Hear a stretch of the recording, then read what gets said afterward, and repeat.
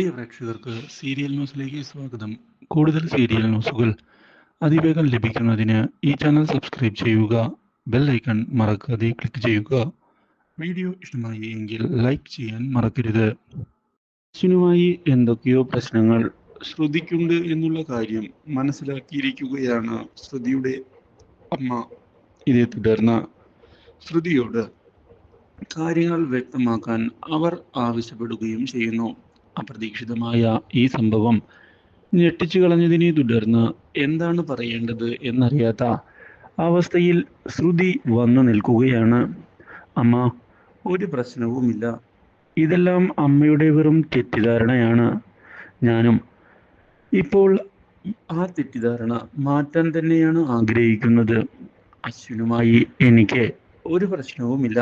വെറുതെ ഓരോന്ന് ആലോചിച്ച് വിഷമിക്കേണ്ട എന്നാണ് എനിക്ക് പറയാനുള്ളത്. ഇത് കേട്ടതിനെ തുടർന്ന് അശ്വിൻ എന്താണ് ചെയ്യേണ്ടത് എന്നറിയാത്ത അവസ്ഥയിൽ വന്നു നിൽക്കുകയാണ്. ഇതേ തുടർന്ന് അശ്വിൻ അസ്വസ്ഥനായി നടക്കുന്നത് കാണാൻ ഇടയാവുകയാണ് ശ്രുതി. അശ്വിന്റെ അടുത്തേക്ക് ചെല്ലുന്ന ശ്രുതി അശ്വിനോട് കാര്യങ്ങൾ ചോദിക്കാൻ തയ്യാറാകുന്നു. എന്താണ് അശ്വിൻ പ്രശ്നം? അശ്വിൻ സാറിന് എന്തെങ്കിലും പ്രശ്നമുണ്ട് എങ്കിൽ സഹായിക്കാൻ ഞാൻ തയ്യാറാണ്. എന്നാൽ ഇത് കേട്ടതിനെ തുടർന്ന് ശ്രുതി, നീ വിചാരിക്കുന്നത് പോലെ അല്ല കാര്യങ്ങൾ എന്ന് വ്യക്തമാക്കുന്ന അശ്വിൻ, എന്തായാലും പ്രശ്നം ഞാൻ മാനേജ് ചെയ്തുകൊള്ളാം. നീ ആ കാര്യത്തിൽ ഇടപെടേണ്ടതില്ല, മനസ്സിലായോ?